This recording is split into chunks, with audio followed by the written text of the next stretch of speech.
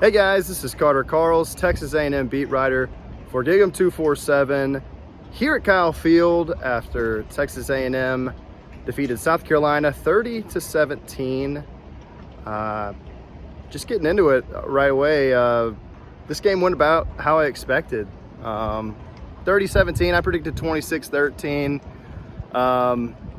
Not a game where you're like, wow, this team just came out and had that convincing win and showed us exactly what we wanted, but not a game where you're like, man, this team stinks and they came out of the bye week and at an 11 a.m. game and totally unprepared, totally not ready. It wasn't quite that. It wasn't that. It was kind of in the middle where you had plenty of positives, but you also had plenty of negatives. But hey, a win is a win. Double-digit win in the SEC is nothing to be too distraught about. And for this team, they simply just, like Jimbo Fisher said in his post-game press conference, needed to learn how to win again, needed to learn how it felt again before some of these big games coming up in the schedule. When the game started, it didn't look great though. I mean, it was 7-0 South Carolina almost midway through the second quarter, and A&M didn't score until the 9-minute mark in the second quarter, and then they kind of exploded, had 21 points in the second, and ran away with it late in the fourth. But A&M, it was a lot of the same problems we've seen, at least offensively up front. They gave up 3 sacks, I think, in the first quarter. The first sack was off a cornerback blitz where running back Reuben Owens couldn't pick him up, and it was like, my gosh, here we go again. That was the big problem in the Miami game, was picking up the corner blitz. We saw it in the Auburn game a couple times. And then 2 of the other sacks, Chase Pasanis gave up. One was a speed rush. I don't even know if he really got a hand on the guy. The other I can't really recall off the top of my head, but Chase Pasanis, cornerback blitzes, it was just yet another problem in pass protection. By the way, my hair is gonna look hilarious throughout this video because it is quite windy. Hopefully you guys can hear me and can just laugh at my hair. But anyway, so you had those issues, and defensively, it was all right. Like, gave up a touchdown, gave up some big plays, but it was really the offense that you were concerned about in the early going. And, you know, I want to give a lot of credit to Jimbo Fisher for sort of changing something that he had previously been doing the last few weeks. Last few weeks was very conservative. It was very, field position oriented, playing it safe.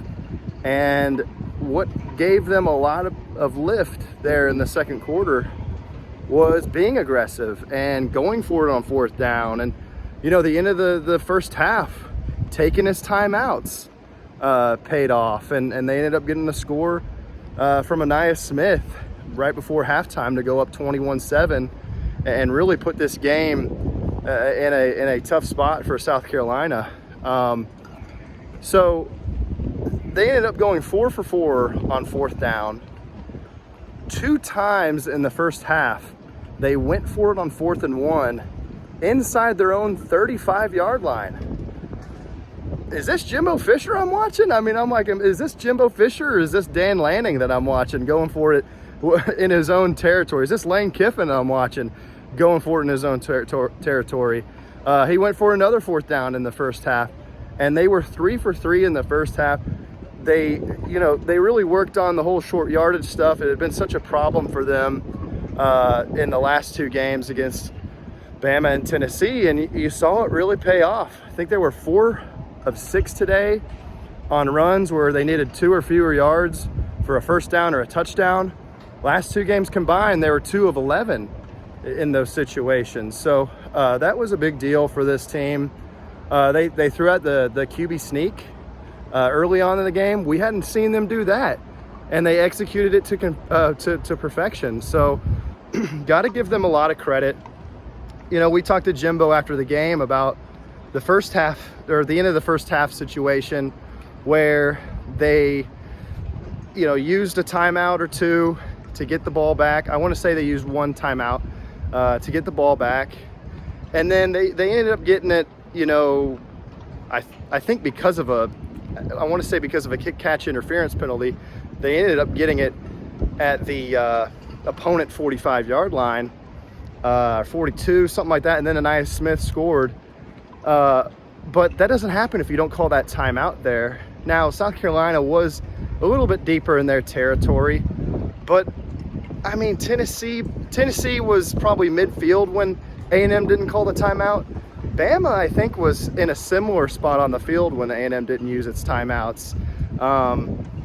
Correct me if I'm wrong on that, but it just seemed different. And what I liked about it was the reason why you want to use your timeouts in that situation is because you never know what happens. The kick catch interference penalty.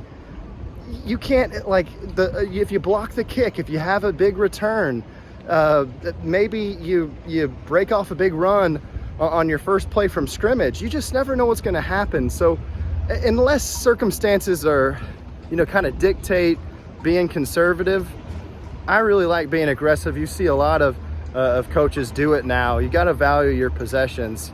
And so that put A&M in such a great spot to where it was 21-7 going into halftime. Now, then the game kind of got tricky again. South Carolina went on a couple big drives, got a field goal, they scored a touchdown, made it 24-17. Then A&M goes down, and they have a 4th and 1 at the South Carolina 6, have to make a decision. Jimbo ends up kicking the field goal. And you know, at the time, you're like, man, can't get a yard, can't go for it in that situation. Well, I really like the decision because you're making it a 2-score game halfway through the 4th quarter, and your defense has been playing pretty well for the most part. It's been playing well for a month and a half. And so trust your defense that they can hold South Carolina under 27 points. I like that decision. So all that's to say, this might have been the best managed game by Jimbo Fisher this season. I thought a lot of his decision making was great. So I got to give him credit. You know, I was very critical of him last few games. So got to give credit where it's due. Talking about the defense for a little bit, what else is there really to say about Edgerrin Cooper? I mean, the guy is just everywhere. He rarely seems to make a mistake. It's why he's the top-graded linebacker on Pro Football Focus. He had the forced fumble at the end of the game today to kind of put it on ice that I think McKinley Jackson recovered. But that guy, he just continues to climb his NFL draft stock. I'm starting to think, you know, this is last year at A&M because he's made himself a lot of money this year. Fadil Diggs had another huge game against South Carolina. It's like Bama and South Carolina are the games that he likes to go off. And there was one play where he was double teamed and he just went around the guys for a sack. It was a 3rd and 22. I want to say maybe in the first half. He had a huge game, and Bryce Anderson had a huge game. And they started to use them in some creative ways. I was interested to see how A&M would do things differently as compared to before the off week. You know, the off week is usually a week where you make some changes. Maybe this guy's starting instead of that guy. You know, maybe this guy switches to this position. When you have that off week, it kind of gives you an opportunity to tweak some things and self-assess. And they started using Bryce Anderson as a safety more. And, you know, I think a lot of people wonder if that might be his best position as opposed to nickel. And you got Josh DeBerry, who is more effective at nickel than outside cornerback. And so it kind of makes sense to line up Bryce Anderson there. Only worry is, now what do you do at outside cornerback? Well, they rotated quite a bit today. Tyreek Chappelle's pretty banged up, so they kind of had to. But you saw Javon Thomas, the true freshman, in there. You saw Deuce Harmon in there. And you saw Sam McCall, the transfer from Florida State, in there. And, you know, Harmon got beat on a couple plays. I wouldn't say it was an amazing game from the cornerbacks. But Sam McCall is starting to intrigue me. Former four-star recruit, former top 100 overall player, according to 247 Sports, in that 2022 class. And you see it. I mean, he's an athletic guy. It's just processing the game and understanding where to be, and is he a natural fit at corner? Those were kind of the questions. And yeah, he played against Tennessee, 16 snaps. Thought he did okay, or not okay. I thought he did fine. You know, he held his own there. Man, there's some train. I just, every time I record one of these videos, it's like that's the time for all these trains and sirens to go off. I don't know if y'all watched the Arkansas game, but whew, these things be making some noises. So talking about Sam McCall, you know, he had that huge pass breakup on, I think, a 4th and 5, about 5.5 minutes left, pretty much ended the game. Really nice play. Kind of reached around the receiver, batted it down, didn't have enough contact to make it defensive pass interference. Really nice technique there. So look, this defense, first half or second half, was a little different. First half, they were freaking awesome. I think they gave up 58 yards. Second half, they started to give up some more. Maybe that's because, you know, you're kind of trying to keep things in front of you, but they did miss some tackles and they gave up some big runs. So wasn't perfect by the defense, but hey, you give up 17 points again. That's all you can really ask for. That's a pretty good performance. Offense, biggest concern remains not just, you know, the offensive line, the protection, but man, these second halves are just a train wreck for this offense. 18 points in the second half of the last four games combined for this offense. 18, that's 6 field goals and 0 touchdowns. 0. I feel like Johnny Manziel doing the 0 thing in his documentary. That's how many touchdowns on offense they've scored in the second half of the last 4 games.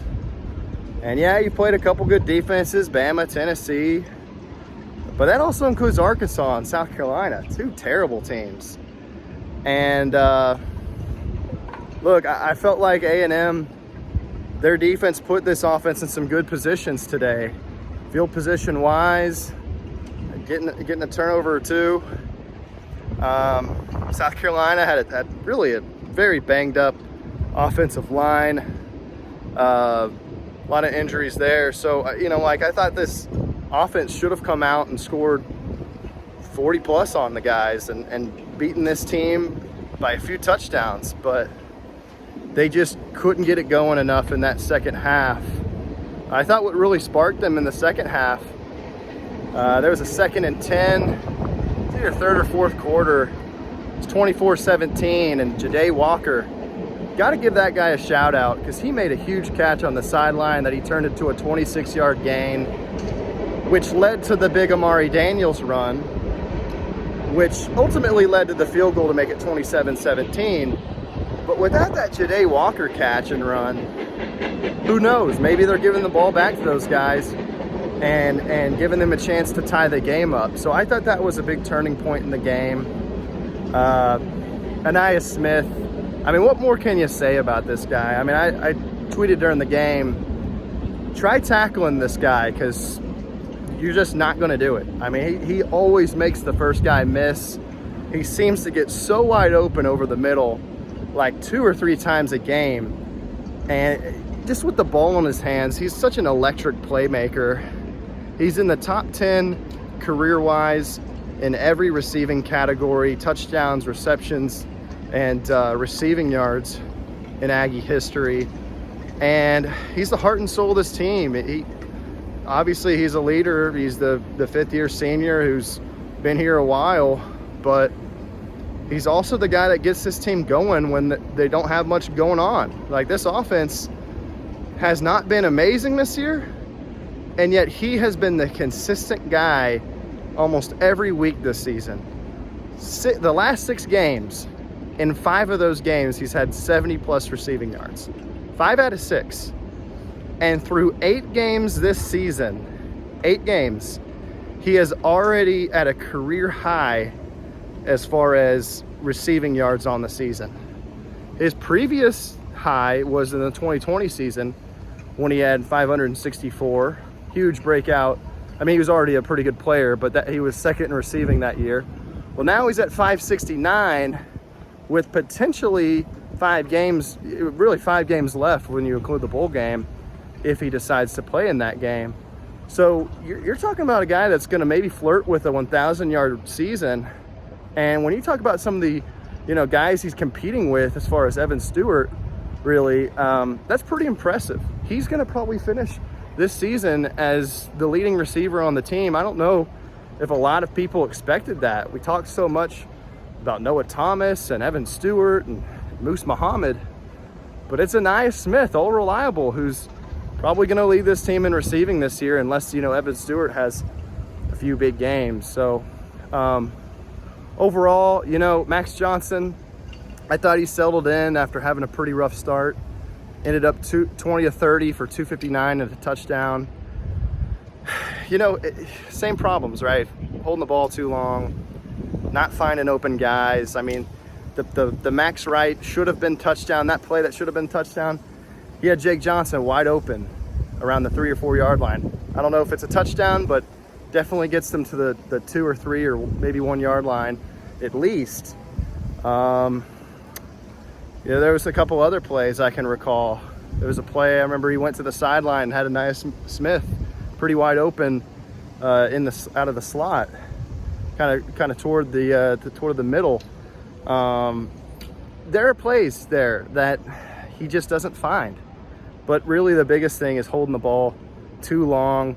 But hey, again, got to give the guy credit, because how many quarterbacks would make mistakes when they're getting hit more than any other quarterback in the country? Let's remember, A&M entered this game, despite coming off a bye week, they entered this game leading the nation in quarterback hits allowed. They led the nation in that category last season, quarterback hits allowed. So, the way this game started, I was like, I don't know if Max Johnson is going to come out of here healthy, because he is getting hit on almost every play. But kudos to him for settling down. They started to incorporate some quick game stuff for him. They had a couple screen passes and things. And when the guy gets the ball out of his hands quick, good things tend to happen. So it's something that I've been wanting to see in this offense, some of that quick game, some of that screen game stuff, because I just think he's holding the ball too long, whether it's his fault or someone else's fault.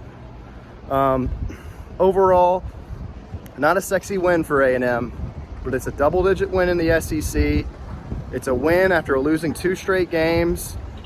It makes you feel better about yourself ultimately, and it gives you some confidence and much-needed momentum going into a huge game in Oxford next week, an 11 a.m. game against Ole Miss, number 12 in the country.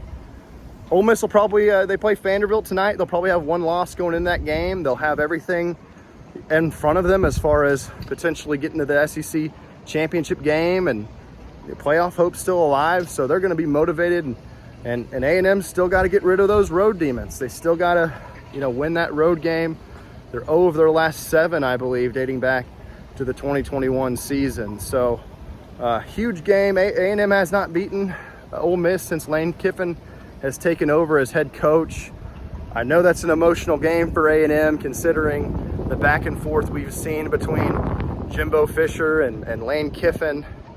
I love to see it. I know everyone hates Lane Kiffin. I'm not a huge fan. I think he can overdo it sometimes, but I do love the chaos. I do love the back and forth between him and Jimbo. I think it's fun to see the passion. It's fun to see the just grown men bickering at each other. It's fun. So anyway, guys, that's enough from me. Looking forward to the game next week. I think A&M, they get their act together. If they can clean some of these things up, they can win that game. But I don't know if I'm going to pick them. They didn't do enough today for me to have a lot of confidence in next week. But I do think A&M has the talent to win that game for sure. So that's all from me. See you guys next week in Oxford. Looking forward to it, and enjoy the rest of your weekend.